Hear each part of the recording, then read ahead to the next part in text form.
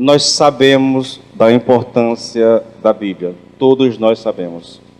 Sem exceção, todos nós sabemos da importância da Bíblia. A questão é, quantos de nós praticamos isso? Porque saber que eu preciso amar, que eu preciso ler, não é suficiente, irmãos. Quanto disso eu pratico na minha vida? Eu tenho tentado, querido, dizer isso à igreja há muito tempo. Irmãos, não adianta. É importante que você conheça, é importante que você leia, mas é importante mais ainda que você obedeça. Eu vivo muito no campo da subjeção. Eu acredito, eu sei que é verdade, mas, contudo, não há prática. Porque se houver prática, irmãos, então você está lendo a sua Bíblia diariamente. A segunda verdade que todo mundo sabe, querido, mas nem sempre pratica: cultivar uma vida de oração. Os mandamentos são muitos, irmãos. Orem sem cessar. Aí Jesus conta lá em Lucas 18, ele conta lá uma parábola para ensinar, para mostrar às pessoas a importância da permanência na oração. Lembra da história lá? Há uma cidade, na cidade há uma viuvinha e há um juiz iníquo que não teme a Deus, que não respeita os homens. E a viuvinha vai lá e, doutor, resolve a minha causa. Ele não está nem aí, vira as costas, não se importa. Ele não está preocupado se ela vai gostar ou não vai gostar, se alguém vai ou não criticar ele. Ele não está preocupado com isso. Só que aquela viuvinha tinha um diferencial. Todos os dias ela estava na porta dele. Todos os dias, irmãos. Deve ser um negócio... O cara ficou agoniado, desesperado. Ele disse, eu vou resolver a causa dela só para eu me livrar dela. Jesus era bom em contar a palavra, né? Bom ensinar a verdade, né? Só que o que vem depois, irmãos, é que é interessante. Porque o Senhor Jesus vai dizer assim, olha, olhe para a atitude dele, hein? Olha o que ele fez. E aí ele emenda, o Pai Celestial, né, é muito mais justo do que ele. O Pai Celestial ama vocês, tem prazer em atendê-los. Então persevere, continue orando. Agora, você quer ver um texto interessante? Eu gosto desses textos porque eles trazem verdades assim tremendas. Mateus 7,7, irmãos. Pedi e dá-se-vos-á. Buscai e achareis. Batei, pedir, buscar e bater são 3 verbos que estão no tempo presente. Sabe o que significa um verbo no tempo presente? Ele indica uma ação contínua. É a viuvinha. Todo dia. Todo dia. É isso que o texto está dizendo. Só que mais interessante, irmãos, é um verbo que está no tempo presente na voz ativa. Sabe o que significa voz ativa? Sou eu que devo orar. Sou eu que devo pedir. Sou eu que devo, se for necessário, esmurrar o meu corpo, querido. A ideia é, não importa as circunstâncias, é obrigação do Filho de Deus orar ao seu Pai. Ah, mas eu não estou com vontade. Eu tenho dito para os irmãos, irmãos, se eu fosse fazer só a minha vontade, você não tem que ter vontade. Irmãos, escute isso, você não tem que ter vontade para ler a Bíblia. Você tem que ler a Bíblia, é diferente. Você não tem que ter vontade para orar, você tem que orar. Você não tem que sentir vontade para ir à igreja. Você tem que ir à igreja. Ah, pastor, mas por quê? Porque é mandamento, irmãos. É simples. É mandamento. Escute, vou te dizer aqui mais uma coisa. A primeira questão, eu não sei nem se eu vou concluir esse negócio hoje. A primeira questão da igreja referencial para nós é o amor pela palavra. E eu disse ontem, se alguém não gosta, se alguém não tem disposição para ler, se alguém não gosta de ouvir a exposição das Escrituras, querido, você está com todos os sintomas de alguém que não nasceu de novo. E o segundo sintoma, irmãos, pense nisso, pelo amor de Deus. E perseveravam na doutrina dos apóstolos e em quê? Na comunhão, irmãos. Na comunhão, irmãos. Escute. Você não gosta da comunhão dos irmãos? Não tem prazer na comunhão dos irmãos? Ah, meu querido, se você não gosta da palavra, da comunhão, eu vou te dizer uma coisa. Vai ajoelhar, se for lá na Cairóis, aí eu vou orar, se for lá na água, pastor, porque você não é crente.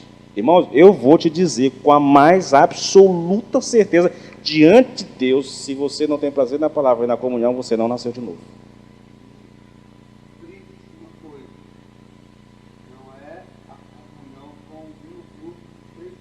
É com a igreja, é a comunhão com a igreja, com o corpo de Cristo. Ei, todos os dias no templo, é o que o texto diz. Todos os dias no templo, não estou dizendo que tem para a igreja todos os dias, só estou dizendo que a igreja cheia do Espírito Santo, que a igreja que deve ser o referencial para nós é essa. E qualquer outra coisa, é por isso que a igreja vive em crise como ela vive hoje, queridos. Não estou afim de ir para a igreja hoje, estou cansado. O pastor vai entender, Deus sabe que eu estou cansado. Quando eu puder eu vou. Irmãos, você me desculpe dizer isso, querido. Eu sei que isso vai te ofender. E se você tiver com ferida na alma, procura o pastor Jair para lá, tá bom? Eu não vou resolver não, pastor. O da água. Na igreja, o pastor acho que já me ouviram essas coisas, já falar essas coisas. Se você diz isso, querido, você está agindo igual um ímpio. Ímpio. Um descrente. Alguém que não nasceu de novo.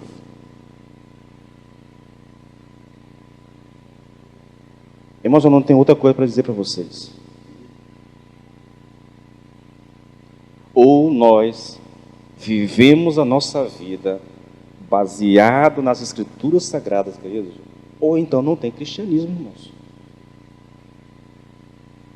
Ah, porque a psicologia, porque... Não tem isso, irmãos. A nossa referência é a palavra de Deus. Eu sofro na igreja com esse negócio de gente faltando no domingo, entendeu? Nos cultos. Sofro demais.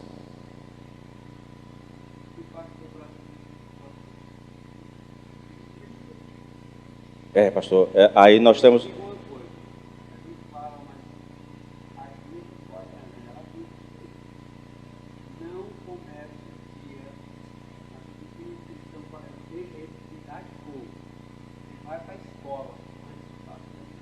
Eu ouvi o pastor, querido, ele foi o Luciano Subirá, se não me engano, que falou. Ele foi para a Coreia, conheceu o movimento lá. E ele foi convidado para participar da oração das 5 da manhã. 5 da manhã. O cara ficou de pegar ele na porta do hotel às 5 da manhã. Ele disse que acordou mais cedo, se arrumou e começou um temporal. Daqueles de ninguém enxergar nada, um palmo. Ele pensou, não vai ter ninguém. 5 da manhã, o motorista está na porta do hotel. Ele entra no carro. Quando ele chega lá, se não tivesse sido reservado um lugar para ele, não teria lugar na igreja. 5.000 pessoas de joelhos, 5 horas da manhã, debaixo de um temporal terrível.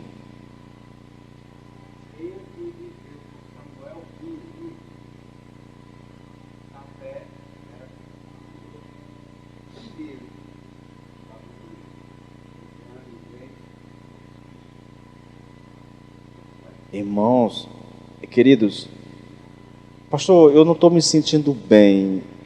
Irmãos, olha, se você não está se sentindo bem, se você não se sente, se a sua condição não melhora estando na igreja, em casa ela não vai melhorar, irmãos. Eu quero que você lembre de uma coisa, nós somos um corpo, irmãos, um corpo. Cada um de vocês é membro desse corpo. Estamos conectados, Efésios 4,16. É essa conexão, querido, que corre nas nossas veias espirituais. É isso que faz a igreja ser igreja, irmãos. Se eu tiro um membro para cá, se o outro diz que não vai para ali, daqui a pouco nós temos aí um pé com a cabeça e um olho andando por aí sozinho, entendeu? Cadê o resto do corpo? Sério, queridos. Eu digo para os irmãos, quando chove, 6 da tarde, eu digo, hoje é o dia dos heróis. Eu juro, irmãos, como eu acredito de todo meu coração que tem irmãos que quando está nublado ele começa a orar, Deus envia chuva, Senhor. Envia chuva.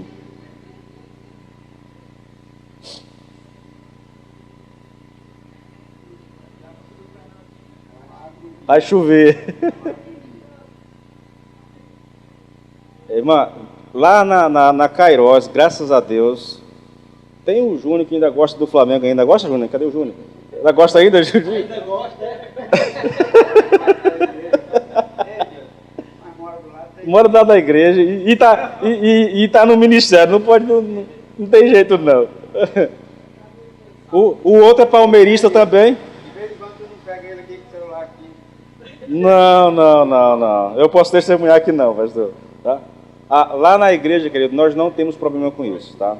Nós não temos problema. O futebol nunca foi um empecilho para nós lá na Cairós, graças a Deus. Agora praia. Irmãos, eu estou para fazer que nem o pastor por aí. Irmãos, mês de julho está proibido ir para a praia. Domingo. Você pode ir de segunda a sábado, mas domingo, se for para a praia, vai ser disciplinado. Porque depois tu vai ter que disciplinar muita gente. Eu levo a igreja para a praia. Chegou com o Marquinhos aqui, disciplina. Pior disso, pastor. Eu até admiro, irmãos. Admiro o irmão que vai para a igreja, todo queimadinho, está lá pescando, sabe? Mas está na igreja.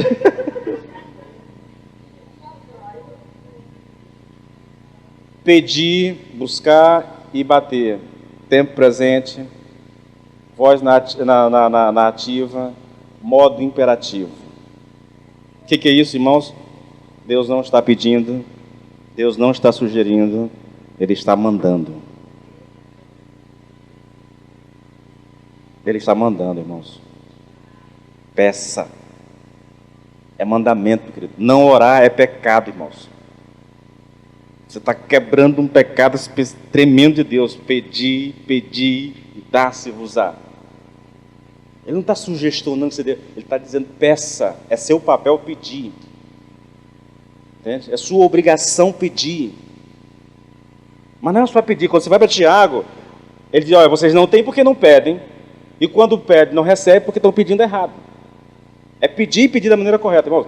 Tem que ser de acordo com a vontade de Deus. Porque se você fugir disso, a oração ela não vai ter resposta. Não é a que você quer.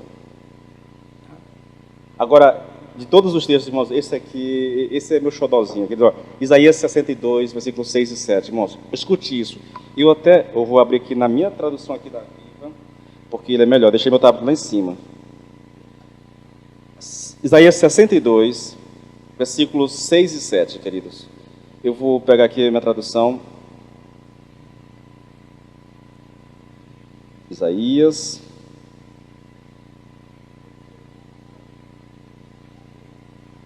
Versículo 7.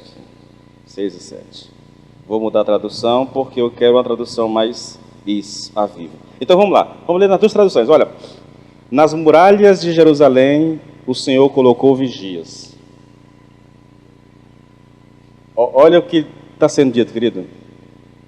Colocou vigias que não deverão ficar calados nem de dia e nem de noite.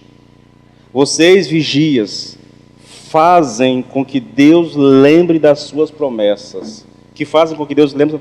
Não descansem, nem deixe que Ele descanse, até que tenha reconstruído Jerusalém, fazendo dela uma cidade elogiada no mundo inteiro. Agora, vamos aqui, olha.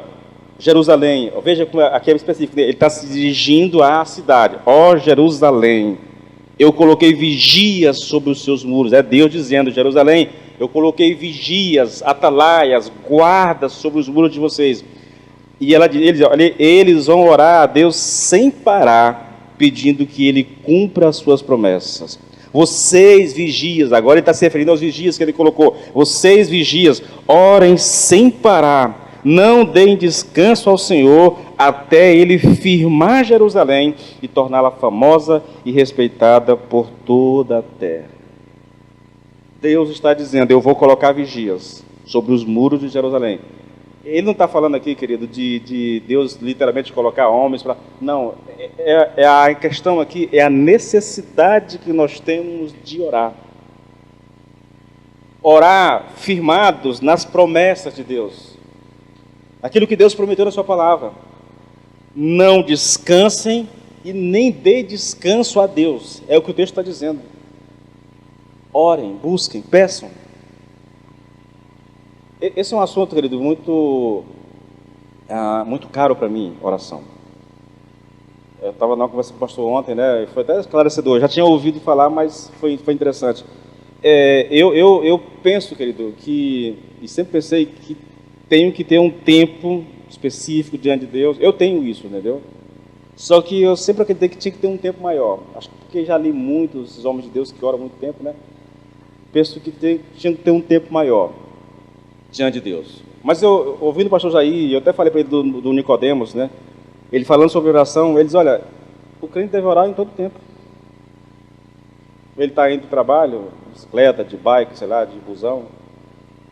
E ele pode muito bem colocar um fone de ouvido aqui, fechar-se no seu mundo ali e se colocar em comunhão com Deus. Ele está orando.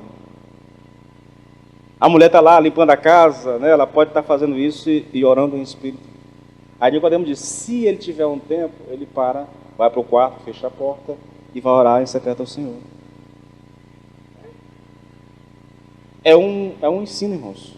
O que importa, até porque quando a palavra diz orar sem cessar, ela não está dizendo que você tem que orar o tempo todo sem parar, entendeu? Não é isso. É que toda a oportunidade que você tem para estar em comunhão com Deus, você deve estar. Não importa se está em casa, se você está na rua, no trabalho, não importa, entendeu? Tem tempo a sós com o Senhor, né? Você esquece o mundo externo e você entra em conexão com Deus onde estiver.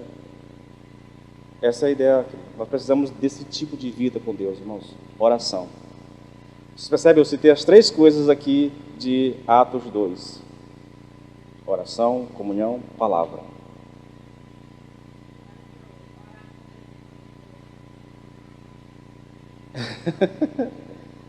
Irmã, as duas coisas são verdadeiras, entendeu?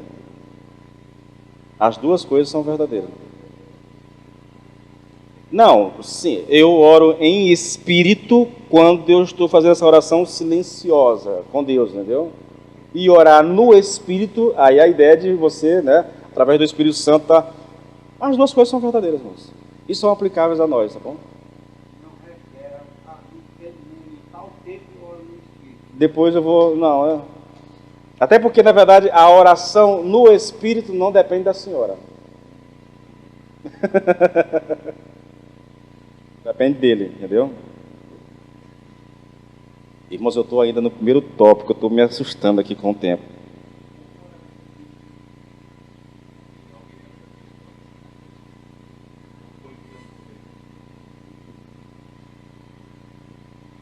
Ok, isso.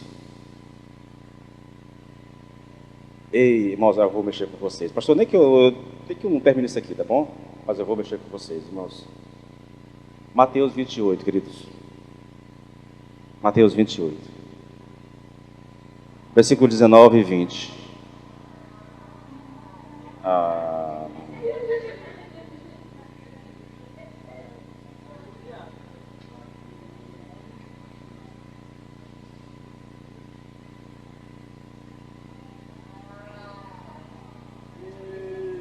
Antônio Carlos, irmão, joga uma pedra nela aí, Antônio Carlos, pelo amor de Deus.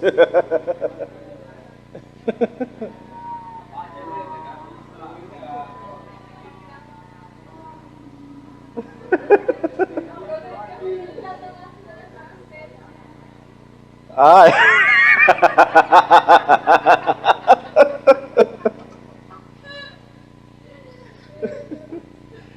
Tem imaginação fértil. Escute, querido. Portanto, vão a todos os povos do mundo e façam com que sejam meus seguidores. Batizando 28, 19 e 20. É porque eu estou na tradução bem... Estou na Nova Bíblia Viva aqui, irmão. Por isso que vai soar diferente do que você tem aí, tá bom? Ide por todo o mundo e fazei discípulos de todas as nações, batizando-as em nome do Pai, do Filho e do Espírito Santo, ensinando-as a guardar, tá bom? É isso que é o texto aqui. Mas vamos ler dessa tradução aqui que ela é mais interessante. Portanto, vão a todos os povos do mundo e façam com que sejam meus seguidores, batizando esses seguidores em nome do Pai, do Filho e do Espírito Santo, e ensinando-os a obedecer a tudo o que eu tenho ordenado a vocês. Quem aqui nunca ouviu esse mandamento? Tem alguém? Tá, todo mundo conhece. Próxima pergunta. Quantas pessoas você já levou a Cristo?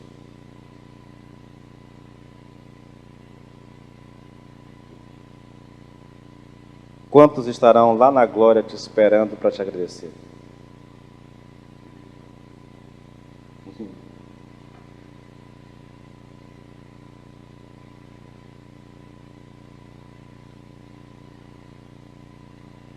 Irmãos, eu entendo que crescimento é uma obra de Deus. Vou sair aqui um pouquinho. Deixa eu te dizer uma coisa.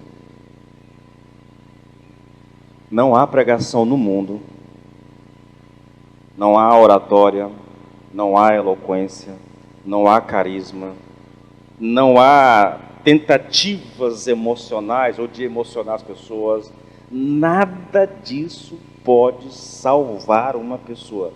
E o que eu estou dizendo é o seguinte: você não pode salvar uma pessoa por mais que você pregue a ela. Você pode pregar a vida inteira e nunca salvar ninguém. Porque a salvação, ela é uma obra exclusiva de Deus e nenhum ser humano pode fazer isso com o outro. Atos 16, irmãos. Paulo está na cidade de Filipos. Procurando um lugar de oração, ele encontra na beira do rio um grupo de senhoras. E ele começa a pregar para aquelas senhoras. No meio da pregação, o Espírito vem a uma mulher chamada Lídia. E o Espírito abre o entendimento dela para ela entender aquilo que Paulo está dizendo. O véu foi removido do coração, da mente, e agora ela está livre para receber a palavra de Deus. É obra de Deus e nenhum ser humano pode salvar outro ser humano. Ah, pastor, e por que o mandamento? Ei, escute isso. Nossa, escute bem o que eu estou dizendo. Esse é o pecado capital das igrejas reformadas no Brasil. Quem salva é Deus. Só eles têm a doutrina correta. Eles são ortodoxos. Correto? Eles interpretaram corretamente o texto em si. Mas vacilaram na aplicação do texto, irmãos. Se é Deus que salva, querido, por que eu tenho que pregar? Porque Deus só salva por meio da nossa pregação. Paulo, Atos 18, Paulo está em Corintos. O negócio lá está feio, a parada lá está dura para Paulo. Paulo já colocou no coração desistir da cidade e ir para um outro lugar. Um dia à noite Deus aparece para eles: não sai daqui. Permanece em Corinto, porque eu tenho muita gente nessa cidade. Em outras palavras, eu tenho muitos eleitos aqui e eu preciso de ti para pregar para eles. Eles têm que ouvir a palavra, porque só vão ser salvos por meio da pregação do Evangelho. Então pregue a palavra. É por isso que nós temos que pregar, irmãos.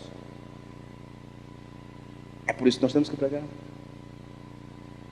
Porque sem a pregação não há salvação. Entende? Mas eu repito a pergunta: quantas pessoas já foram alcançadas por meio da tua vida?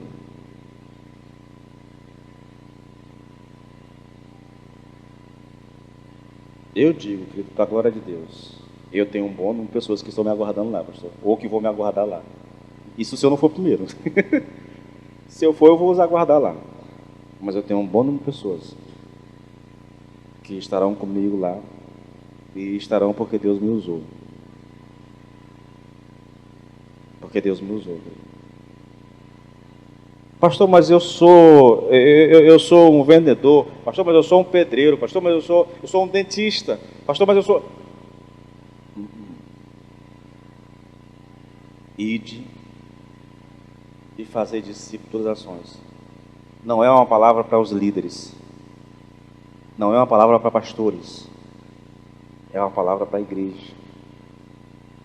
Lembra do pastor Selmo, missionário da Jocum, lá de Curitiba? Eu estava com ele lá, e com pessoas lá na igreja, na cristã evangélica ali, lá no centro, ali, a Emanuel. Ele pregando. Irmãos, eu não vou imitar porque eu vou pagar o mico e está sendo gravado, eu não vou fazer isso não, mas eu vou só descrever o que ele fez lá, tá bom? Ele pregando, falando sobre essa realidade, e aí de repente ele se acoca e ele começa a gemer, né? Diz assim: imagine um pastor querendo gerar uma ovelha.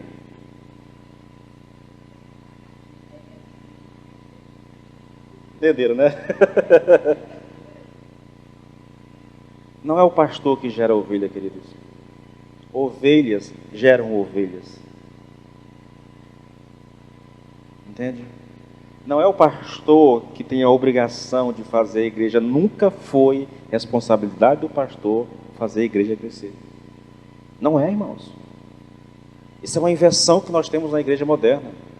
A igreja mercantilista. Eu estou pagando. Pastor que se vira. Se tem líder, que eles se virem por lá. Eu estou dando o meu dízimo, eu estou dando a minha oferta, até sirvo com os meus dons, cantando, tocando, dançando, fazendo alguma coisa. Mas evangelizar é função dos líderes, não é para mim. E por causa disso a igreja não cresce. E quando a igreja não cresce, ela começa a diminuir de tamanho. Na vida cristã, é assim: se você não estiver avançando, você estará retrocedendo. Não tem meio termo. Não tem como ficar estagnado na vida cristã. É dinâmica. Sim. Eu não vou nem entrar aqui, porque a intenção não é pregar sobre isso. É só trazer uma pincelada para você. A ideia é, querido, nós não estamos obedecendo a palavra. É isso que eu quero que vocês entendam. Como é que Deus pode se recusar a ouvir? Como é que nós nos recusamos a obedecer e a ouvir? Não obedecendo a palavra, entendeu? Funciona dessa forma. Mas tem tanta coisa, querido. Eu poderia, Atos 1:8, todo mundo conhece, foi chateado. Mas recebereis poder ao descer sobre vós o Espírito Santo, e sereis minhas testemunhas, tanto em Jerusalém, como em toda a Judéia, Samaria e até os confins da terra. Testemunhas aqui tem o sentido de mártires. Sabiam disso? Não é só falar às pessoas, se precisar for, eu dou minha vida. Aí eu lembrei dos missionários. Isso. Exatamente. Para poder chegar a um povo que eles não poderiam chegar. Para poder pregar a quem não podia ouvir a palavra de Deus. Irmãos, me diga uma coisa. Isso aqui é Deus lendo a nossa alma de uma forma quase que indescritível. Provérbios 24. Você vai dizer assim: pastor, mas talvez ele esteja falando exatamente sobre isso. Não é sobre salvação no sentido que nós estamos aplicando aqui, querido. Mas o princípio é o mesmo aqui. Olha só.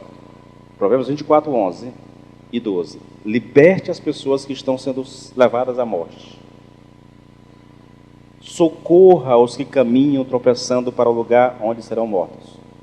Há controvérsia, mas muitos comentaristas estão falando aqui de pessoas que estão sendo levadas para o cativeiro, alguma coisa nesse sentido aqui. Mas só quero só o princípio aqui. Não fujam da responsabilidade dizendo: não sabia o que estava acontecendo. E por que eu não devo fugir? Porque Deus conhece os seus pensamentos e Ele sabe muito bem o que se passa no seu coração. E dará a cada um a recompensa merecida pelos seus atos. Se eu quero fazer a aplicação disso aqui, querido, eu estou dizendo, olha, liberte os que estão caminhando para o inferno. Não adianta dizer, mas eu não sabia, mas eu não pensei que fosse minha responsabilidade. Você sabe, querido. E Deus sabe que você sabe. E por causa disso, um dia, mesmo que você não seja julgado para condenação, um dia você será julgado diante de Deus pelo que não fez. Irmãos, eu não quero colocar fardo na vida de vocês, querido. Minha intenção não é essa. Eu quero que vocês entendam isso. Eu não estou aqui, querido, para colocar fardo na vida de ninguém. O que eu entendo, querido, é que se nós não fazemos aquilo que nós cremos, que nós professamos, isso tem consequência ainda aqui, irmãos. Deus te criou, te salvou, te deu vida, te deu saúde, te deu condições, te coloca num corpo, você é pastoreado, você recebe todo o cuidado que precisa, mas Ele fez isso com um propósito, que você possa reproduzir isso em outras pessoas. Irmãos, é um negócio doentio, querido. O crente, ele chega a ser egoísta de um jeito que é quase doentio, irmãos. Pastor, eu vou para o céu, graças a Deus, está tudo bem comigo. Não, tá, você está indo, mas ei, e a tua família está indo também? E os amigos, e as pessoas que vocês amam, também estão indo para o céu? Ou você não se importa de você ir e eles ficarem? Eu já enterrei o meu irmão e enterrei a minha mãe. Mas graças a Deus, os dois estão lá me aguardando, sabe? Eu não sei como é que vai ser o meu pai. Meu pai vive um drama, pastor. Porque ele tem Alzheimer, num estado muito avançado, ele não conhece, ele não entende nada, ele não fala mais nada. E eu não tenho certeza também se o meu pai aceitou a Cristo antes de morrer. Me disseram que ele aceitou, minha mãe me disse, foi gente lá pregar para ele e tudo, mas eu não tenho certeza. Então eu não sei como é que vai ser quando meu pai morrer, irmãos. Porque o desejo do meu coração, e Deus sabe disso, eu oro há 26 anos por isso, irmãos. 26 anos orando pela salvação da minha família.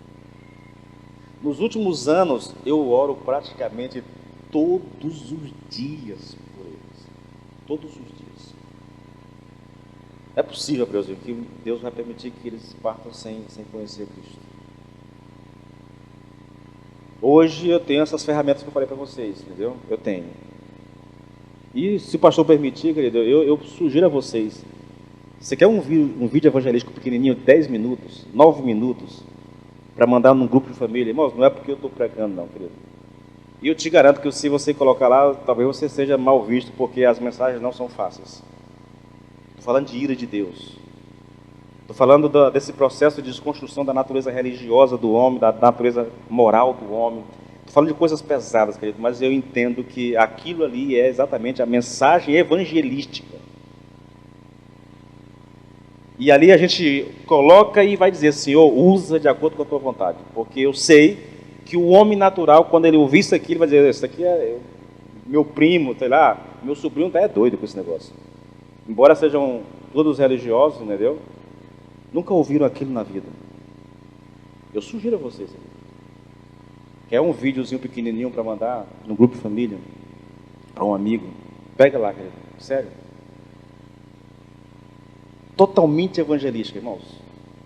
Vão ouvir. Oi? Tá no canal do YouTube, tá bom? Depois eu dou um jeito de mandar um link para um de vocês aí, se vocês quiserem espalhar, tá bom? Eu agradeço se vocês usarem, na verdade. Totalmente. Os de 10 minutinhos, 9, 10 minutinhos, entendeu? As mensagens não, as mensagens pregadas na igreja não são tão evangelísticas assim. Mas os vídeos que eu estou gravando, e tem mais de 100 vídeos gravados assim, entendeu? Pode usar à vontade. Pode usar à vontade. Vamos lá para a segunda questão, querido. A segunda resposta. Lembra lá da pergunta? Eu vou voltar aqui só para você não perder o fio da meada. como alguém pode se recusar a ouvir e a obedecer a palavra de Deus? E eu disse, primeiro, não acreditando na palavra de Deus. Segundo, quando eu digo não acreditar, querido, eu estou dizendo o seguinte: a pessoa conhece, até professa crer, mas a prática diz que ela não acredita. Irmãos, escute o que eu vou dizer. Eu sei que Deus me mandou fazer discípulo. Eu sei disso, eu acredito nisso, eu até prego sobre isso. Mas se eu não faço discípulo, você está dizendo, você não acredita, me desculpe. Você não, na prática você não acredita. Subjetivamente você acredita. Mentalmente você acredita. Intelectualmente você acredita. Mas na prática você não acredita. Pastor, como é que faz essa separação? Não era para fazer. Mas as pessoas estão fazendo isso hoje. A segunda resposta, irmãos: transgredindo a palavra de Deus. Daniel, capítulo 9, versículo 11. Todo Israel tem transgredido a tua lei e se desviou, recusando-se a te ouvir. Por isso as maldições e as pragas escritas na lei de Moisés, servo de Deus, têm sido derramadas sobre nós, porque nós temos pecado contra ti. Aqui é Daniel orando do cativeiro, lá da Babilônia, irmãos. E ele está dizendo, tudo que Moisés escreveu na lei está acontecendo conosco. Por quê? Porque nós transgredimos a tua lei, porque nós nos desviamos da tua lei. Leia Deuteronômio, capítulo 28, querido, e você vai encontrar em detalhes minuciosos o que aconteceria com o povo de Israel caso eles se desviassem da lei, caso eles se afastassem da lei. E tudo que Deus disse ali através de Moisés aconteceu com o povo de Israel, nos mínimos detalhes. Irmãos. São duas coisas assombrosas na Bíblia. Se eu não me engano, é Juízes, que diz, lá no final de Juízes, diz, e todas as promessas de Deus se cumpriram. Nenhuma delas ficou sem se cumprir. Tudo que Deus falou que ia fazer com o seu povo, tirando do Egito, levando para a terra prometida, tudo se cumpriu. Aquilo que Deus fala, Ele cumpre. Irmãos, é por isso que nós devemos orar. E orar as promessas de Deus. Mas também, querido, aquilo que Deus diz que vai fazer, se nós desobedecermos, Ele vai fazer, irmãos. É o que Daniel está orando aqui. Eles estão no cativeiro. O cativeiro é uma resposta de Deus ao fato do povo se desviar dele, da palavra. É um processo, irmãos. Por isso que lá nas ministrações está lá, ó, processo de desconstrução da natureza religiosa do homem. O homem sabe da existência de Deus, mas ele rejeita essa existência. Ele não quer saber. Ele nega, ele não dá graça, ele não reconhece. Por que ele faz isso? O coração se obscurece. O coração entra em trevas. Um coração em trevas faz do homem louco. Ele começa a se achar sábio. E ele diz, eu sou sábio. Por que ele é sábio? Porque ele não quer saber de Deus. E essa loucura o leva para idolatria. E adoraram a criatura no lugar do Criador. Quando o homem cai na idolatria, querido, aí ele começa o que eu chamo de processo de desconstrução da natureza moral do homem. A idolatria leva instantaneamente o homem para a imoralidade. Quando o povo se afasta da lei de Deus, eles começam a se prostituir. Loucura, pastor.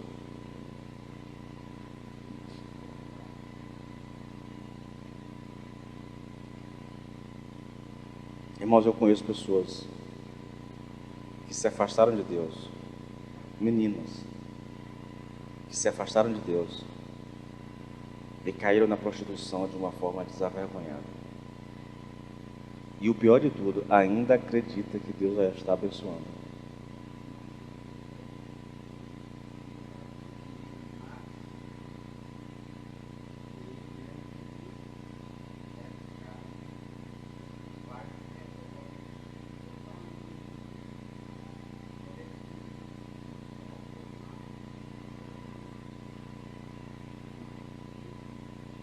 Eu conheço algumas pessoas, pastor, Conheço algumas pessoas.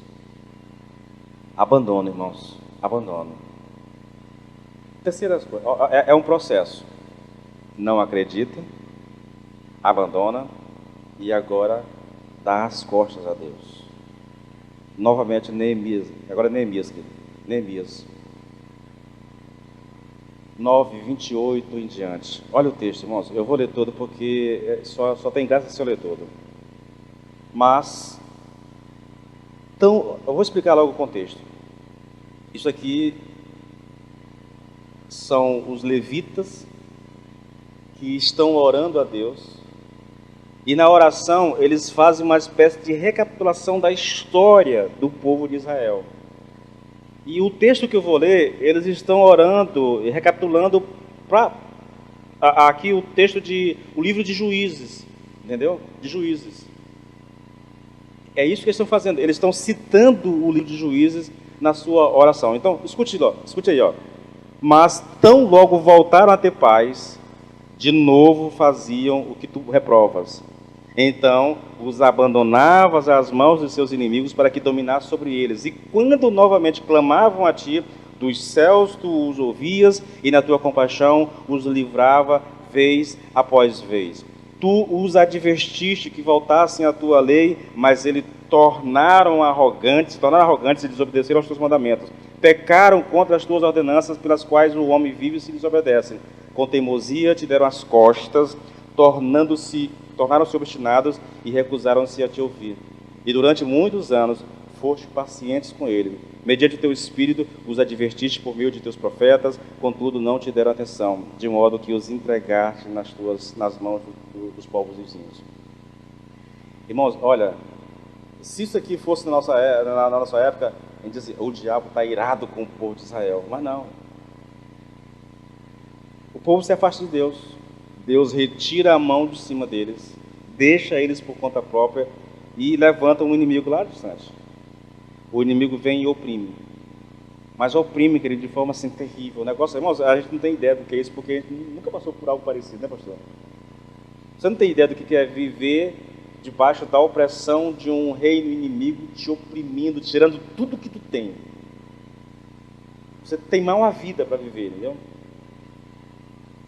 A opressão está tão grande que mesmo eles sabendo do seu pecado, eles se voltam para Deus em busca de ajuda. E pastor, me ocorre pensamentos quase que blasfemos quando eu penso nisso, pastor. E na hora que eles oram, Deus levanta alguém para abençoar. Deus sabe o que eles vão fazer. Deus levanta, o juiz vem, liberta o povo, entende? E traz paz para a nação novamente. Mas é só as coisas melhorarem e aí eles voltam tudo outra vez. Outros deuses se afastam do Senhor. O Senhor retira a mão de novo e aí levanta um outro inimigo. É os moabitas, é os edonitas, é não sei o que mais lá. Vai levantando inimigo, irmãos. Meu Deus, mas Deus é muito paciente. Irmão, se não fosse essa paciência de Deus, eu não sei nem o que seria de nós, querido. Sério. Deus é muito paciente, irmãos. Eu lembro de Manassés, é a história que mais me causa pavor, é a história de rei Manassés, filho de Ezequias, o rei mais ímpio da história de Israel. Ninguém fez tanto mal à nação, ninguém causou tanto dano, tanta desgraça, tanta violência, quanto a Bíblia chega a dizer que as ruas, o sangue corria pelas ruas da cidade, de tanta violência que aquele rei praticava. Aí Deus levanta uma nação contra ele, leva ele para o cativeiro, e lá no cativeiro, irmãos, quando eu leio esse texto, eu tenho que lutar contra os meus pensamentos, porque vem pensamentos blasfemos na minha mente com relação a Deus, querido. Deus me perdoe, só para você ter uma noção. Eu penso assim, mas Deus é muito besta. É sério, irmão, Deus que me perdoe está dizendo isso. Mas toda vez que eu leio a história, pastor, eu penso isso. O homem ora e Deus atende, irmãos. Na verdade, graças a Deus por isso. Graças a Deus por isso, porque se não fosse isso, irmão, eu não sei o que seria de nós, querido. Se Deus fizesse com nós, querido, o que Ele fez lá com Hofni e Finéias, Ou lá com os que estão carregando a arca lá, transportando a arca. Alguém lembra o nome? Tem gente bonita aqui, gente? Pelo amor de Deus. Ofni e Finéias são os filhos de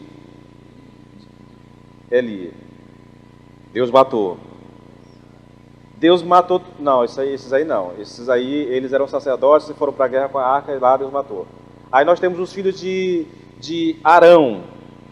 Arão, que também foram mortos por Deus, porque celebraram lá, a glória do Senhor veio, eles se empolgaram, encheram a cara, pegaram o incenso, foram querer oferecer incenso sem a autorização do Pai, e quando eles estão diante de Deus, Deus os mata. Pá. Mas tem outro também lá, estão transportando a arca com Davi. Estou tentando lembrar o nome aqui. O boi tropeça. É isso mesmo. O boi tropeça, irmãos. Na hora que o boi tropeça, ele... Irmãos, queridos, não, velho, você tem que ter muito estômago e tem que crer muito no caráter de Deus para você não pecar. Davi ficou indignado, irmãos, na hora. Porque ele foi fazer uma boa ação. A arca ia cair, irmãos. E ele se lança para proteger a arca, mas ele não podia fazer aquilo. Esse é o drama, querido. Escute o que eu vou te dizer, querido. A tua boa vontade, fora da vontade de Deus, é um ato de rebelião. Eu vou me tornar um pastor desse famoso de pregar para essas fases de efeito, pastor. Deixa eu repetir para ver se soa bem. Não, deixa eu repetir para você entender.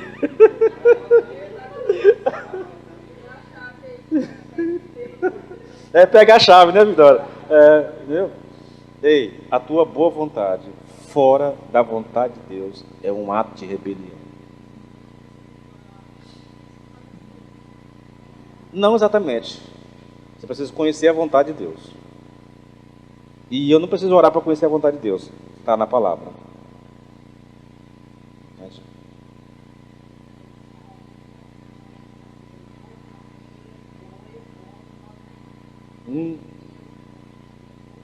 Tiago, capítulo...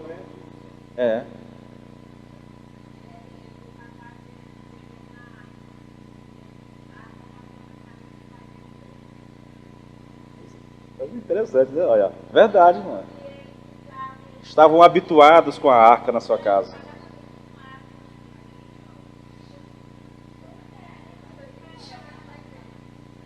Irmãos, essa é uma coisa que a gente tem que ver. Esses dias a Bianca falou comigo, né? A pequenininha ama a bateria, a Isabel, né? Ela chega aqui, parece um profissional, pega na baqueta direitinho. Aí ela tá falando do medo que ela tem da menina se habituar com, entendeu? Essas coisas, perder o temor. Mas, irmãos, olha, queridos, grave isso, irmãos. O Deus que nos salva, o Deus que nos ama, estabeleceu a forma como nós devemos servi-los. E se você servi-lo fora da vontade de Deus, teu culto não tem valor nenhum. Vou já falar sobre isso. A gente precisa ter cuidado com essas coisas, irmãos. Eu tenho dito, e tenho dito. Essa série me mata.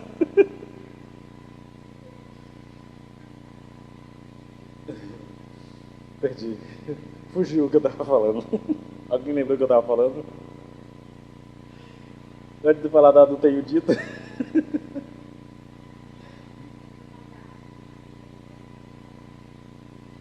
Cultuar a Deus, irmãos, sem ser de acordo com a vontade dele, pode se tornar um problema muito sério na vida das pessoas.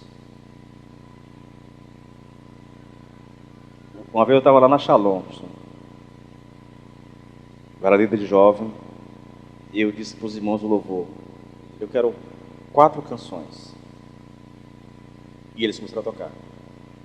E parece que Deus faz assim para ver o nosso coração, né? E começou a fluir, irmãos. E fluiu. E eles tocaram uma canção, e fluindo, cantaram 2 canções, 3 canções, 4 canções. Eles estavam empolgados. E cantaram a 5ª canção, eu fiquei calado. Quando me deram o microfone, eu disse, olha, foi muito lindo o louvor de vocês, mas para Deus ele não teve nenhuma utilidade. Porque vocês fizeram debaixo de desobediência. Eu falei 4 canções, vocês cantaram 5. É assim que funciona, querido. É assim que funciona. Ah, mas nós estávamos sentindo. Não quero saber o que você estava sentindo. Desculpa, irmão, vou parecer grosso. Não me interessa o que você está sentindo. Interessa o comando que você recebeu.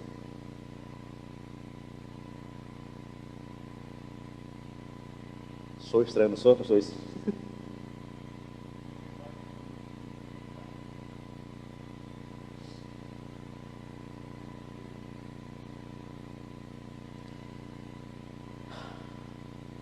Por que Deus se recusa, querido? Ou como é que a gente faz? Como é que a gente desobedece? Vivendo um cristianismo hipócrita. Mateus 7, irmãos. Hoje estou naqueles textos assim que são assustadores, irmãos. Mateus 7, a partir do versículo 21.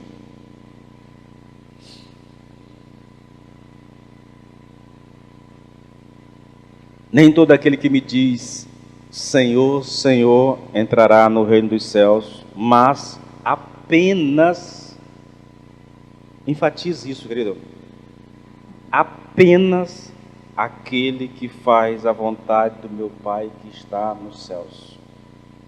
Muitos me dirão naquele dia, Senhor, Senhor, não profetizamos em teu nome não expulsamos demônios e não realizamos muitos milagres. Então eu lhes direi claramente, nunca os conheci. Afastem-se de mim, vocês que praticam o mal. Portanto, apenas o versículo 23, deixa eu... Queridos, esse é um daqueles textos que me causa espanto, usando uma linguagem aqui mais polida. Homens que aos olhos da igreja são ungidos, altamente espirituais, a ponto de fazer sinais e maravilhas. Olha, querido, o que ele está dizendo aqui? No teu nome, Senhor, nós profetizamos. E eu não estou nem dizendo aqui, querido, Jesus não está nem apontando aqui para falsa profecia. Nós profetizamos. Aconteceu. Olha mais, nós expulsamos demônios. Nós realizamos muitos milagres.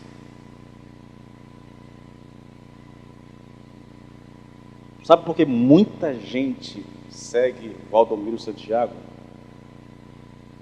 Por causa dos milagres. Eu não vou nem questionar os milagres, eu vou encarar como se fossem milagres. Digamos que tudo seja milagre.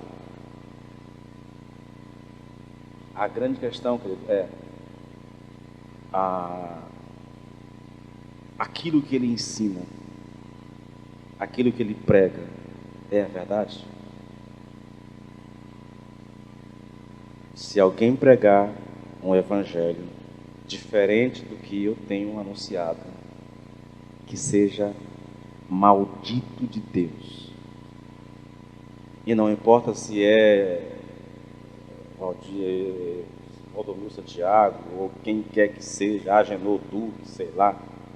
E não importa quantos milagres, não importa a multidão nas portas dessas igrejas, se alguém pregar um evangelho diferente do que eu tenho pregado, que seja anátema.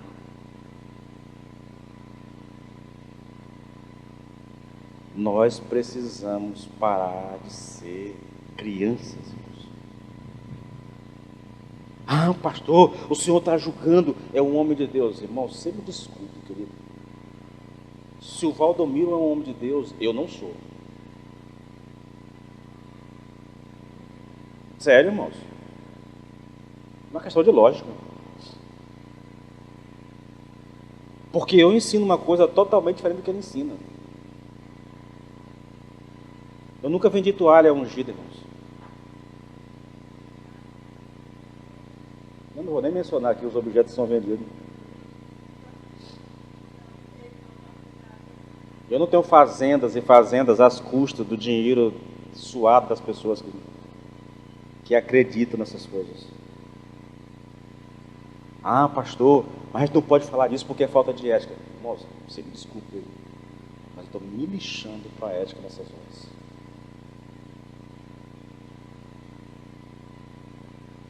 As pessoas que a gente não pode julgar ou criticar, querido, elas não leem a Bíblia. Irmãos, se quer ver um Paulo ficar endemoniado, é alguém pregar uma mensagem diferente do Evangelho. Leia as cartas de Paulo, querido. Vou te mostrar a introdução de Coríntios, irmãos. Eu vou te provar uma coisa rapidinho. Coríntios, 1 Coríntios, capítulo 1, a introdução da carta que Paulo... Vou nessa aqui, ó.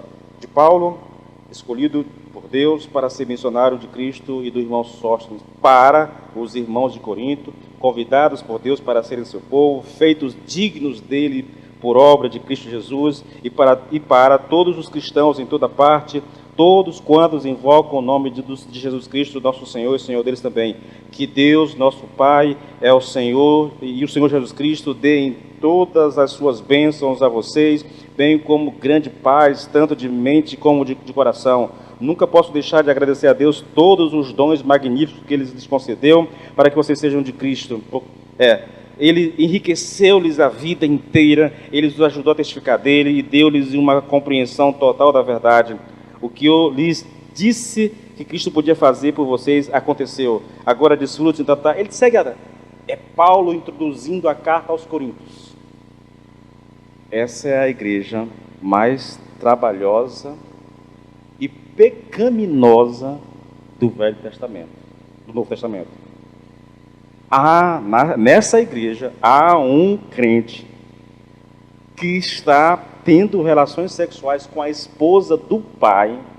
A igreja sabe disso e algumas pessoas estão orgulhosas disso.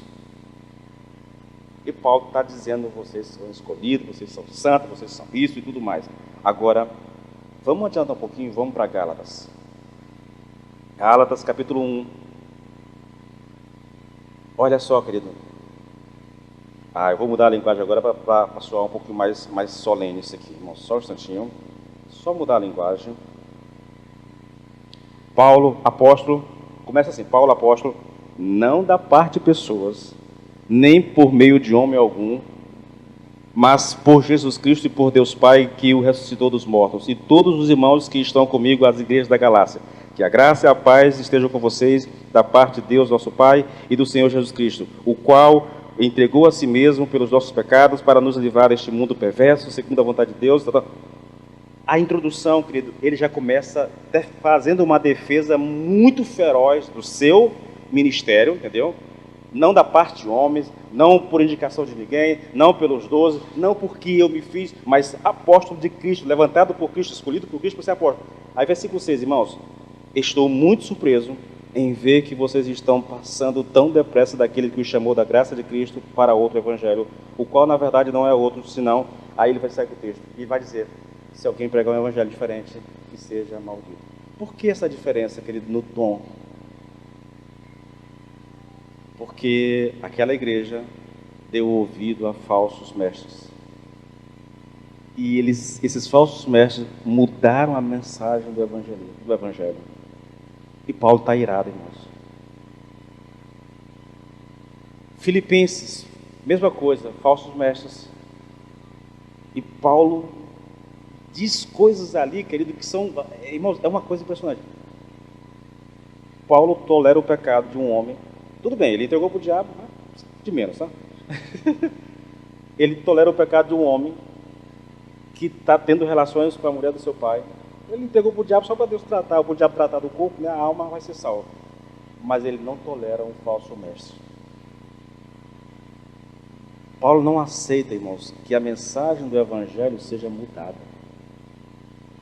E nós não deveríamos aceitar. Nós não deveríamos, querido, ser conivente com isso.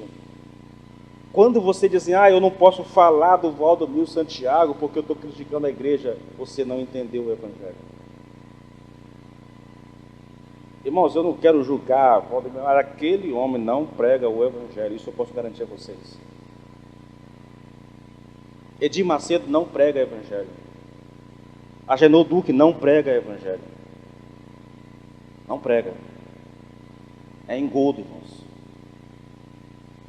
Tudo é feito para arrancar das pessoas o que elas têm. Essas igrejas, elas estão, sabe,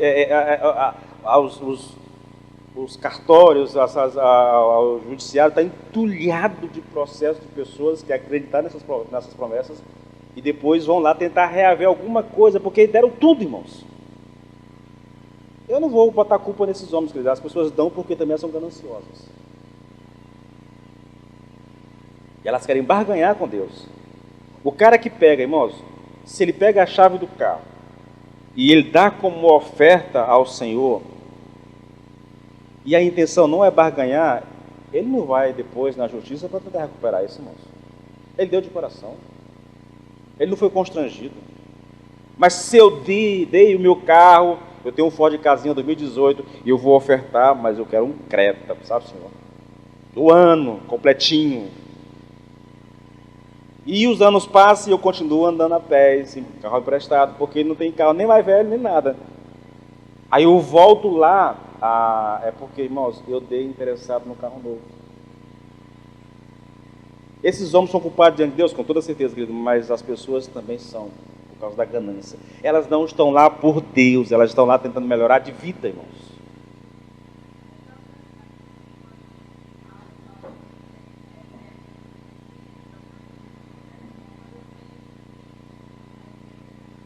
O testemunho lá irmãos, antes de conhecer Cristo, antes de conhecer a igreja, não Cristo não, antes de conhecer a igreja, X, Y, alguma coisa a mais, entendeu? Eu estava com meu nome no... como diz o cara, né? Eu estava numa situação tão complicada que até a luz no túnel, no final do túnel, é um trem que vai me atropelar. É mais ou menos... Meu nome está tão... A ideia é, querido, as pessoas, elas estavam quebradas financeiramente, quebradas emocionalmente, e elas vão para a igreja em busca de melhorar a vida delas. O Cristo lá é o Cristo que faz do pobre o rico. Mas o drama, querido, é que numa igreja de milhares e milhares de pessoas, você tem lá uma centena delas que receberam alguma bênção. E o resto continua pobre do mesmo jeito. Vou dar um aqui. Seu Zé.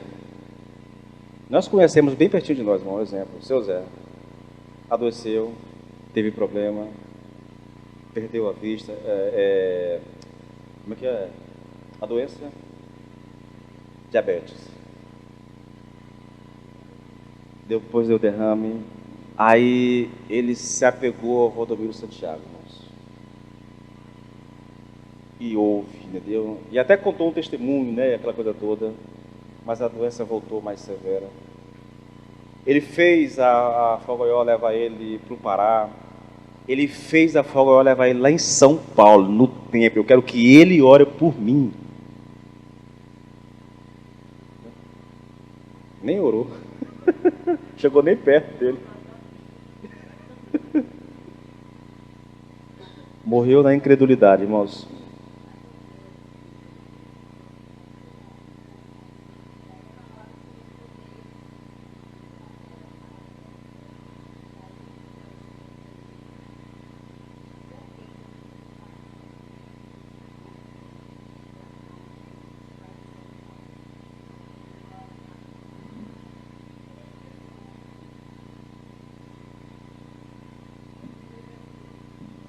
Não precisei ir lá, irmãos.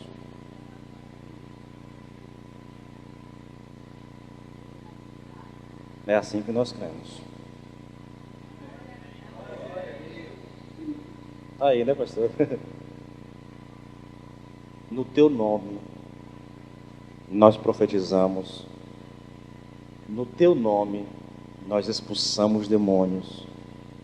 No teu nome, nós fizemos muitos milagres.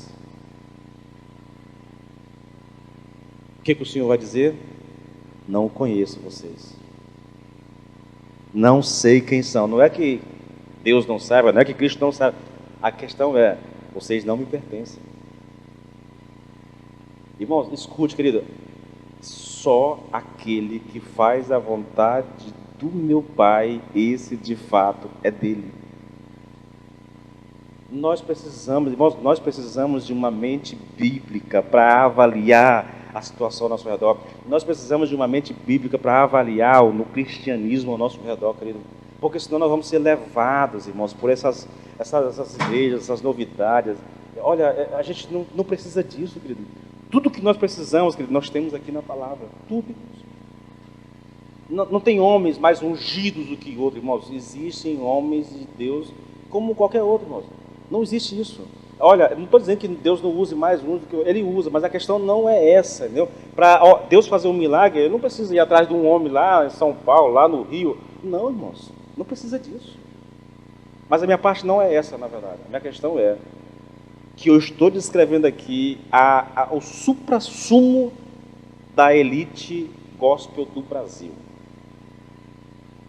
Gente que está podre de rico, andando de estado em estado, de cidade em cidade, fazendo campanhas, ganhando muito dinheiro, manifestando sinais, se são verdadeiros ou não vou questionar aqui. E muitas vezes esses homens não conhecem a Deus.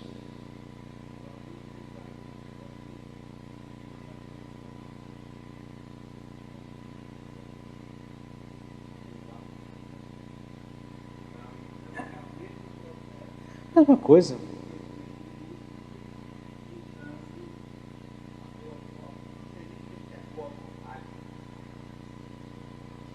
Irmãos, imagine, você pega uma cadeirinha, você sabe o que eu estou falando, né?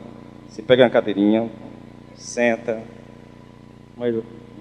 fundo escuro, tudo muito bem programado, a luminosidade muito bem trabalhada, aquela voz mansa, dizendo que você é o quê? É o centro do coração de Deus. Uau! Isso eu não sabia, pastor. Isso eu não sabia.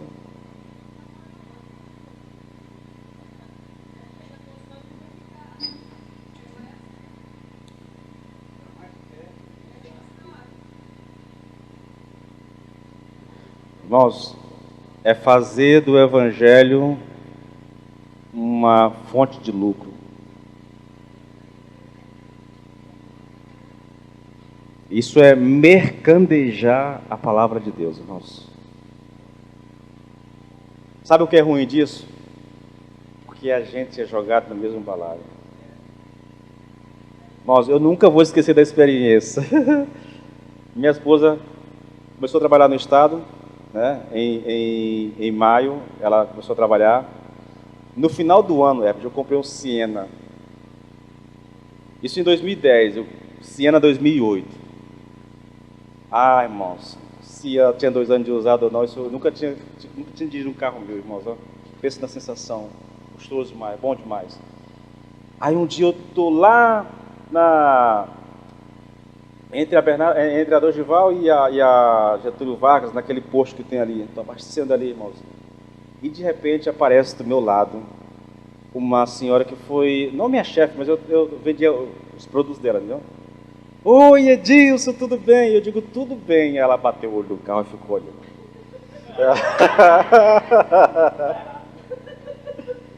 O que é que tu tá fazendo, Edilson?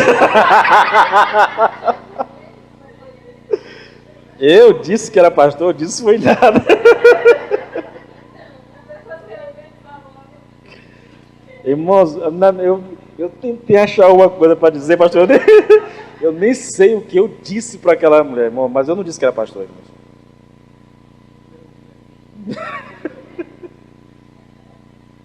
Eu sabia o que ia na mente dela, irmãos, o que ela ia pensar. Passou um tempão trabalhando comigo, no máximo eu consegui uma intrudazinha. Agora é pastor e está andando de carro. Mas ela não sabia que o carro foi comprado em 24 meses. E com o salário da mulher.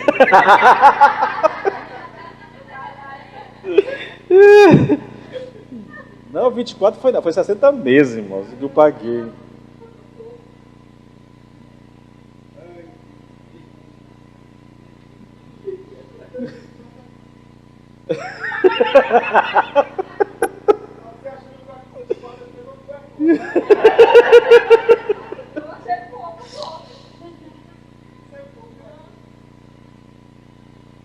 Queridos,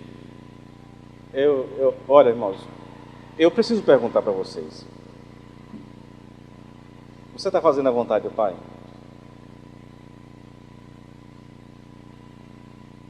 Sabe uma coisa que eu acho interessante? Eu vou citar uma experiência lá na casa da Iracema. Eu estou fazendo discipulado com ela e com o Celso. Aí lá aparece um casal, né? Vizinhos dele lá, amigos dele lá, que vão ouvir. Aí enquanto ele está aqui expondo alguma coisa aqui, eu estou me dirigindo a Iracema, cadê? A Iracema e o Celso, eles estão ali falando e argumentando e tudo. Aí quando eu começo a falar do pecado, irmãos, eu não sei se ela percebe, mas aí eu comecei a falar, o Luiz ali meio que na dele, surdinho, ele levantou, foi embora. Aí tinha um senhorzinho lá, né, falando lá e tudo, e ele dizendo que acreditava que era crente, mas vive no alcoolismo, né, alcoólatra, né? Mas porque teve uma experiência, ele teve realmente uma experiência tremenda com Deus, Deus curou ele de uma forma miraculosa. E por causa disso ele acha que ainda, mesmo vivendo no alcoolismo, ele acha que é salvo, entendeu? Aí eu me virei pro seu Luiz e disse, seu Luiz, não é assim não, viu? Ah, irmão, não presta não, irmãos. Irmãos, a reação é instantânea, a pessoa pode esconder, mas o corpo não esconde. E mexe com a perna, e mexe com a mão, e fica inquieto, e já dá vontade de ir embora. É um negócio, eu acho bacana isso, sabe por quê? Quando acontece isso, eu sei que a pessoa está sendo tocada. O ruim é o irmão que está lá sorrindo para ti. Você sabe da vida dele, e ele está sorrindo para ti como se fosse a pessoa mais... Oh, irmãos, é complicado. É complicado. Mas eu volto para a pergunta, irmãos. Eu volto para a pergunta. Você está fazendo a vontade de Deus? Distração.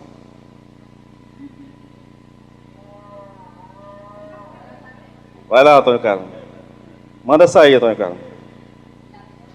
Não, manda sair. Em nome de Jesus, sai. Saiu?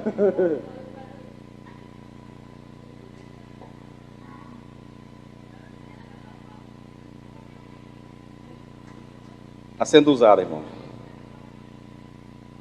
Está sendo usado. Queridos, grave bem o que eu vou te dizer. Grave bem.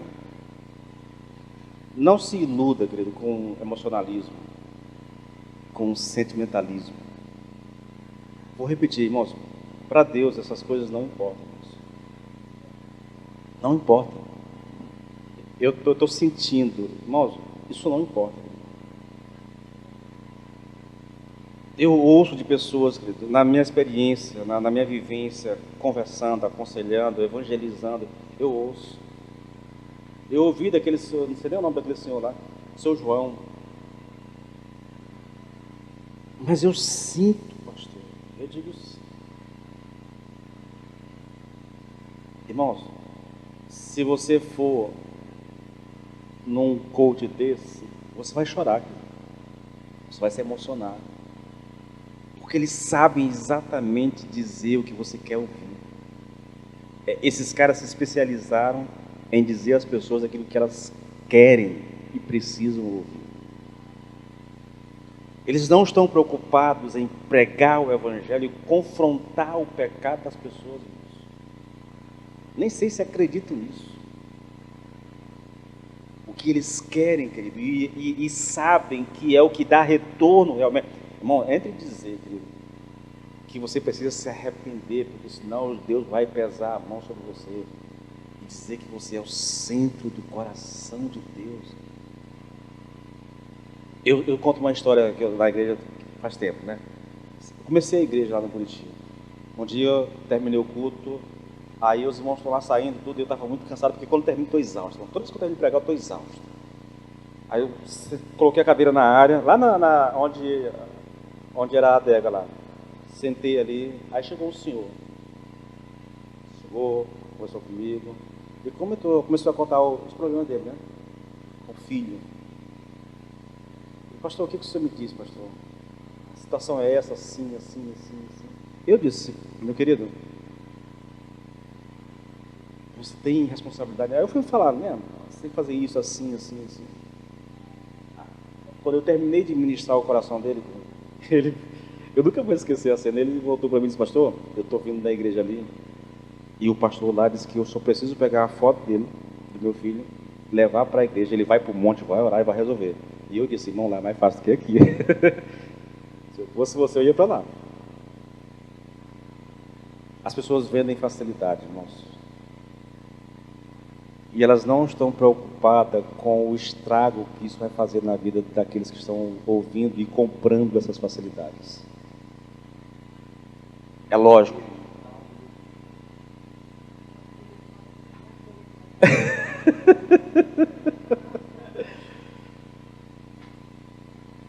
Pode até resolver, velho. Mas antes, tu tem que sacrificar teu Isaac.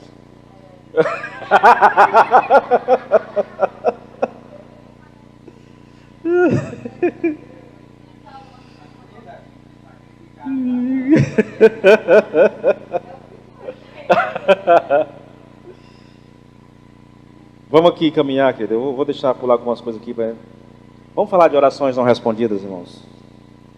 Porque é a terceira parte da nossa reflexão. Na primeira parte, veja, nós dividimos o texto em três partes. Na primeira parte, nós perguntamos e respondemos por que conhecer e obedecer a palavra de Deus é a atividade espiritual mais importante na vida do cristão. Na segunda parte, nós também perguntamos e respondemos como é que nós nos recusamos a ouvir a palavra de Deus. E agora eu quero falar exatamente sobre orações não respondidas.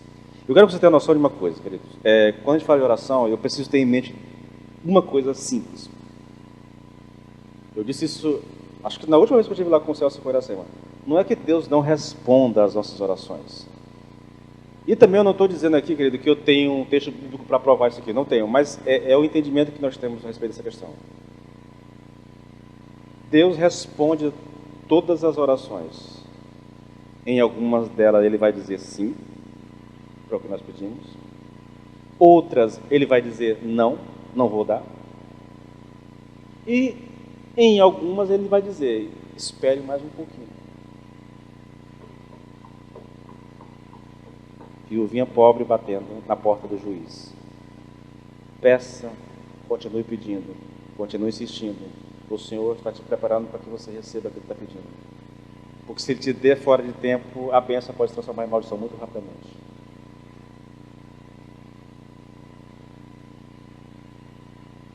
Orações não respondidas, irmãos. Quais seriam as circunstâncias ou motivos que levam Deus a agir dessa forma, em se recusar a nos responder? A primeira resposta, querida, é que Deus se recusa a ouvir as nossas orações quando nós insistimos em fazer aquilo que Ele ordena que a gente não faça.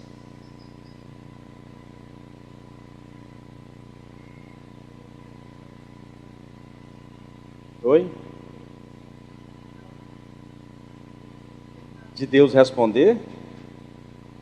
Irmã, a Bíblia diz no Salmo 139, se eu não me engano, versículo 16, que todos os nossos dias foram escritos e determinados antes que nenhum deles existisse. Então eu creio que há um tempo para Deus responder às nossas orações.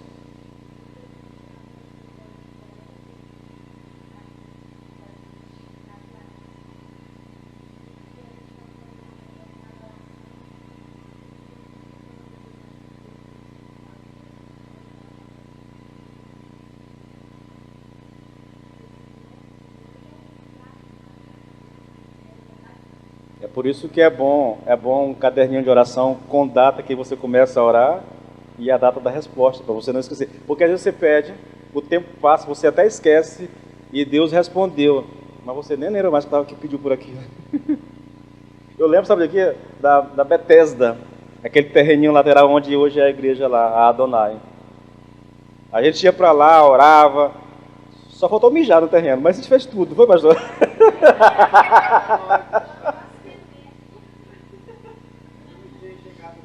É verdade.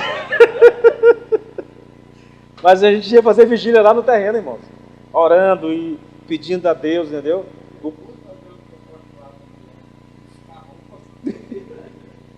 E E depois a mulher praticamente forçou a igreja a comprar o terreno dela.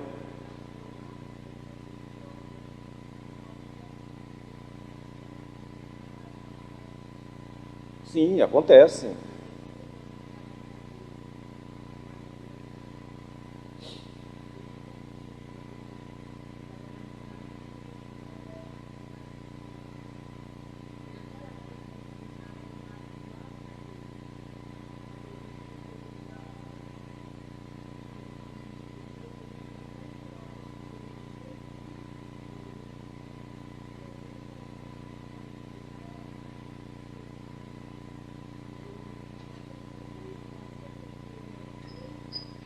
Uhum.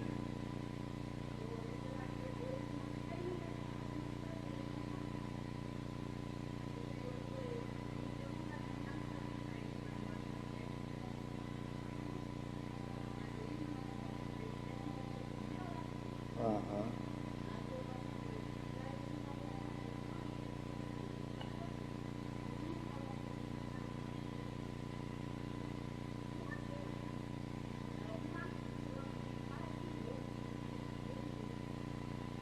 Deus é soberano, querido, em relação a essa questão. O nosso chamado, irmãos, é orar. O nosso chamado é para orar. Quando Deus vai responder, irmãos, aí, querido, a orientação bíblica é essa é a orientação. Entende? Peça, continue pedindo. É lógico, irmãos, você precisa ter consciência daquilo que você está pedindo. Vai que você ore por uma coisa que é contrária à vontade de Deus para sua vida. Tem crente fazendo isso, sabia? Tá orando. O Luciano conta uma... Gente, ei, o Luciano conta uma história. O Luciano Subirá conta uma história muito engraçada. Ele estava na igreja e... Tipo assim, o culto terminou, ele está terminando lá, ele está se ajudando para sair. E aí, quando ele vai sair, tem um homem sentado lá atrás. E aí ele se aproxima e pergunta o que é. E o homem conta uma história para ele lá e pede para orar.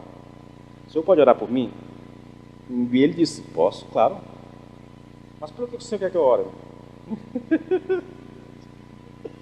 Pastor, eu sou impotente sexualmente. E eu queria que o senhor orasse a Deus para ele devolver a potência. E ele entrou em crise, porque ele sabia que ele queria isso para ir para o pecado, entendeu? O que eu vou fazer agora? Irmã, eu tenho feito isso, querida. Quando alguém me pede uma oração, querido, que eu não tenho nenhuma direção de Deus, nem nada, e aquilo que o irmão está pedindo pode custar muito caro para ele, eu faço isso. Eu lembro do Marcos Jajaíne, queria ir embora para Augusto Novos. Estava marcado para ir 1 mês, 2 meses antes da pandemia, irmãos. Ele ia alugar a casa, ia alugar o ponto comercial caríssimo lá. E ele falou comigo, eu digo, eu vou orar. Mas como eu sei que é uma mudança perto, mais radical, porque ele está saindo da igreja onde nasceu, entendeu? Eu disse, Senhor, eu não sei a tua vontade para a vida dele, não sei o que o Senhor quer. Se for a tua vontade que ele vá, então que o Senhor abra as portas lá para ele e dê tudo certo.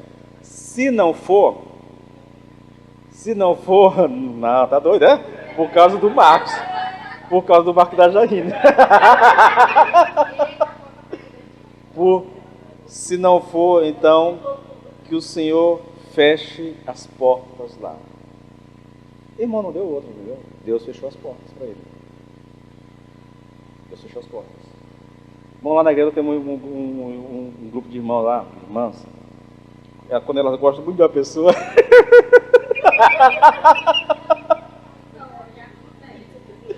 Quando elas gostam muito de uma pessoa, e a pessoa está fazendo plano de ir embora, elas começam a orar. Deus não deixa aí não. Deus fecha as portas, Senhor. Não deixa aí não.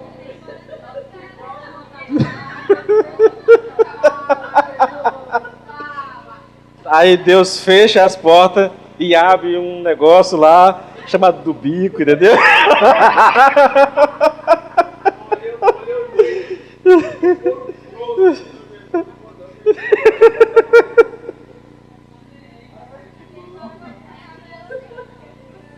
Viu, pessoal da Águia? Aprenda lá, viu?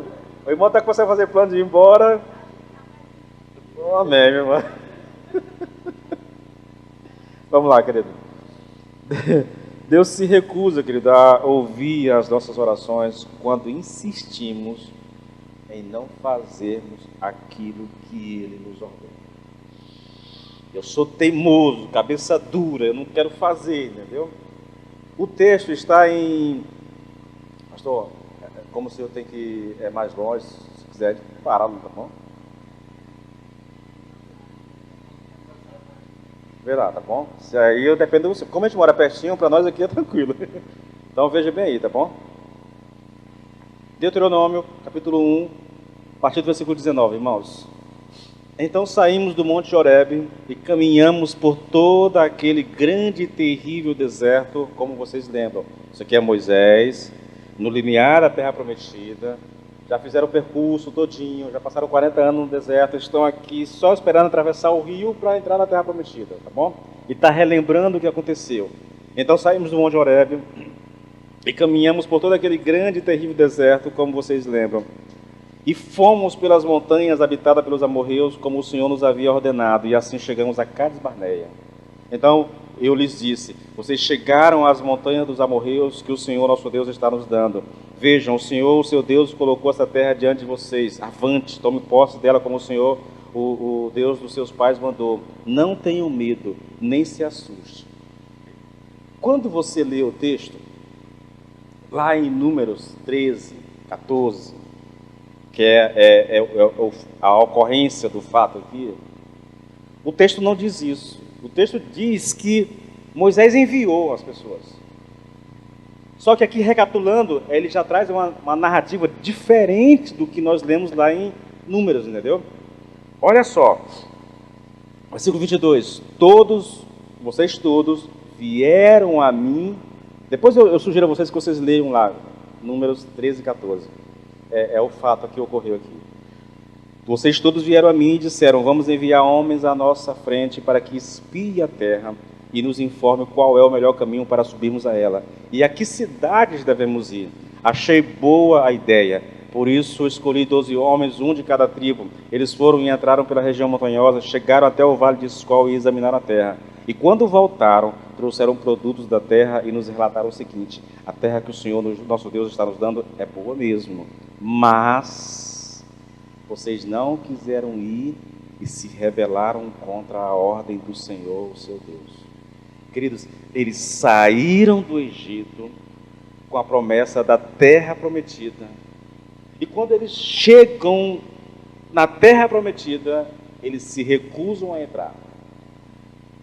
Olha a atitude de Moisés aqui, irmãos. Olha, veja só. Mas isso de nada adiantou.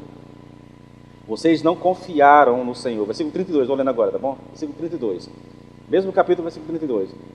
Vocês não confiaram no Senhor, seu Deus. Embora Ele fosse à frente de vocês, numa coluna de fogo durante a noite, numa coluna de uma nuvem durante o dia, encontrando lugares para vocês acamparem, indicando o caminho que deviam seguir. Quando o Senhor ouviu as queixas de vocês, ficou irado e jurou, dizendo: de toda essa geração má,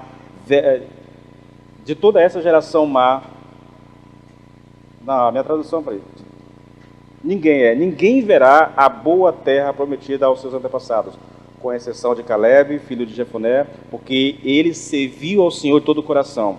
Ele verá a terra que darei por herança a ele e a seus descendentes, a terra em que andou como espião. Os filhos de vocês, que vocês disseram que iriam cair nas mãos dos inimigos, os seus filhos, que ainda não sabem discernir entre o bem e o mal, eles sim entrarão aí. Eu darei a terra a eles, e eles tomarão posse da terra. Mas quanto a vocês adultos, voltem e atravessem o deserto em direção ao Mar Vermelho.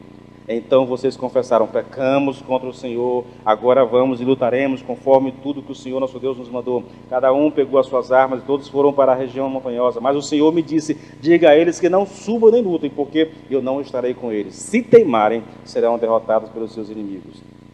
Eu avisei, mas vocês não me deram ouvidos. Em vez disso, desobedeceram outra vez às ordens do Senhor, ficaram cheios de orgulho e subiram a região montanhosa. Entretanto, os amorreus que viviam ali vieram dispostos à luta. Como abelhas os perseguiram e os arrasaram desde Seir até Ormá. Aí o texto diz: então, e aqui que eu quero chamar a sua atenção, então vocês voltaram e ficaram chorando perante o Senhor, mas ele não deu ouvidos ao seu clamor, nem deu atenção a vocês. Pode encerrar, né? Queridos, entenda isso. Se eu não estou vivendo em obediência ao Senhor, meus sentimentos não têm valor diante de Deus. Deus disse: entrem na terra, porque eu vou dar a vocês. Eles disseram: nós não vamos. Nós olhamos a terra é tudo o que Deus disse que era, só que lá tem inimigos, cidades muralhas, muradas. Se nós entrarmos, nós vamos morrer. Nós vamos entregar os nossos filhos para o inimigo. Deus se indignou.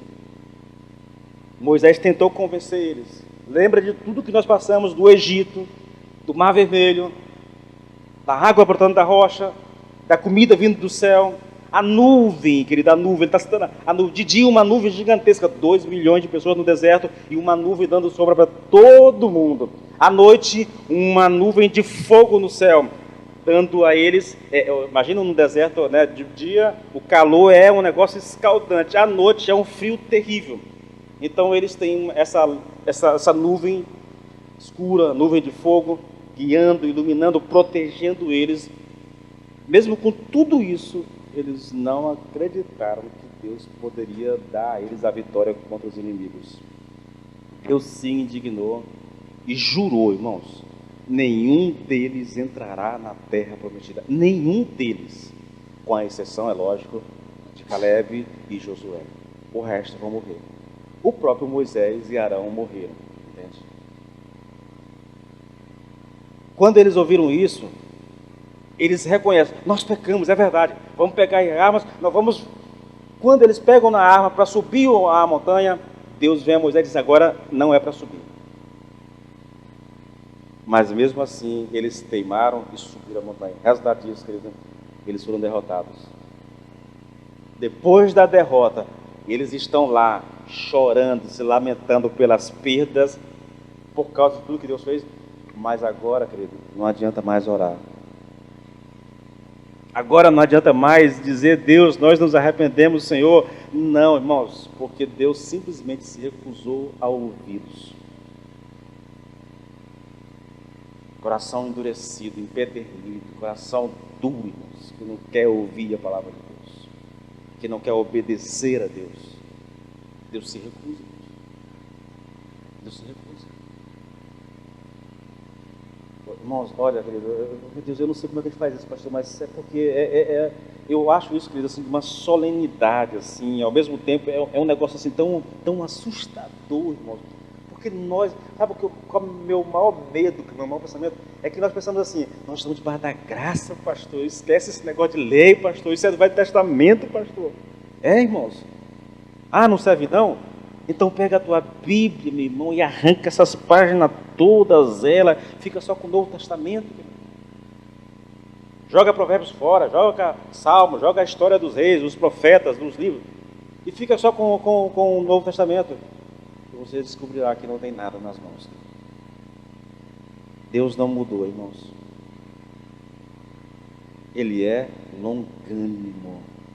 Ele tem um ânimo longo.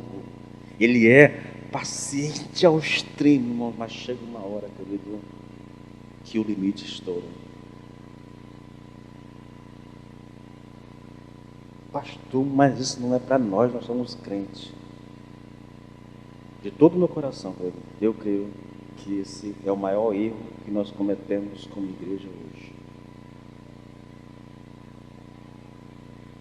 É o Deus da graça, pastor. É um Deus de amor. Deus me ama. Ei, amo minhas filhas. Amo profundamente minhas filhas. Estão bem ali. Graças a Deus não estão aqui. Você vai ficar envergonhada. Não faz. Ela vai e faz. Não faz. Ela faz de novo. Se fizer, apanha. Ela insiste. O que vai acontecer? Ela vai apanhar. Apanhar, irmãos. Não faz. Aí ela vai. Não faz. Se fizer, eu vou tirar o celular. Gosta de conversar com as amiguinhas da escola, pastor? Até estudar junto, aprenderam pelo WhatsApp. Irmão, não sei que negócio é esse. O coleguinha está lá em Araguaína, está lá em Palmas, a amiguinha dela está lá em Araguatins, e elas estudam junto com o WhatsApp. Vídeo chamada. Eu tiro o celular. Fez, me deu o celular. Castigo. Irmãos, ou eu faço isso, ou eu perco o controle. Ou eu faço isso, ou eu vou criar as minhas filhas para serem desobedientes. Observe minhas filhas, elas não me fazem passar vergonha em nenhum lugar onde eu for. Dentro de casa a luta é terrível. A guerra dentro de casa é brava, irmãos, mas quando eu saio de casa, eu só ouço elogios das minhas filhas. Se eu disser, senta bem aqui e assiste, elas vão ficar aqui a mensagem todinha. Elas olham para mim, aí eu digo, vai, 2 horas ouvindo o papai falar é muito tempo. É porque Deus nos ama, irmãos, que Ele tem que nos corrigir. Deus, escute, eu encerro com isso aqui. Deus só corrige a quem Ele ama. Deus só corrige os filhos. Se um crente peca, irmãos, ele continua na prática do pecado 1 ano, 2 anos, e não há nenhuma disciplina. Irmãos, eu vou te dizer com todo o meu ser, ele não é crente. Porque se fosse Deus, já teria visitado ele com algum problema, irmão, já tinha chamado a atenção dele. Quem é o pai que aceita um filho viver em desobediência sem fazer nada, irmãos? Não aceita, querido. E escute, irmãos, não é ira. Não é porque nós odiamos o filho, é porque nós amamos, é porque nós queremos o melhor para os nossos filhos que nós corrigimos. A dor, ela é pedagógica, a dor, ela é um norte para aquelas crianças. Elas sabem que aquilo elas não podem fazer, irmãos. Irmãos, é a mesma coisa com Deus. É a Bíblia que diz isso, não sou eu que digo. Então nós precisamos voltar a nossa atenção para Deus, para a sua palavra e vivê-la. E vivê-la. Coloque-se de pé, por favor, em nome de Jesus. Pastor, eu vou pedir ao senhor de novo que ore, que eu vou beber alguma coisa para poder... Só finaliza aqui, por favor. Irmãos, quando encerrar, eu só vou dar aqui fazer alguns agradecimentos, tá bom? Deus, graças te damos. Coloque em nós esse sentimento de sinceridade, de responsabilidade. Tira de nós, Senhor amado, esse excesso de sentimentos. Eu sinto, eu não sinto. Isso não importa. O que importa é a obediência. O Senhor tem misericórdia daqueles que não conseguem obedecer. Tem misericórdia daqueles que, falando da religião, são religiosos, porque não conseguem obedecer. Põe em prática a tua palavra, vivenciar a tua palavra. Quanto a nós que estivemos aqui nessa manhã, sendo ministrados pela tua palavra, te pedimos, por tua graça, por tua misericórdia, nos capacita, nos dá, Deus amado, a sabedoria de viver, de obedecer, e não de viver uma vida de sacrifícios tolos, porque é melhor obedecer do que sacrificar. Não há valor no sacrifício. Todo valor está na obediência. Nos ajuda a fugir dessa cultura. Essa cultura, meu Deus amado, que nos ensinou a não obedecer e nem esperar a obediência de ninguém. Nos ajuda como igreja a tirar o melhor daquilo que o Senhor nos ensina e a ser bênção nessa terra, a ser servos nessa terra, a viver motivados pela Tua glória e pelo Teu poder. Nós te pedimos, em nome de Jesus Cristo. Se você crê, diga amém. Sente aí um pouquinho, rapidinho. Aos irmãos da Igreja Kairos, eu fiz um pedido à pessoa da irmã Ariana,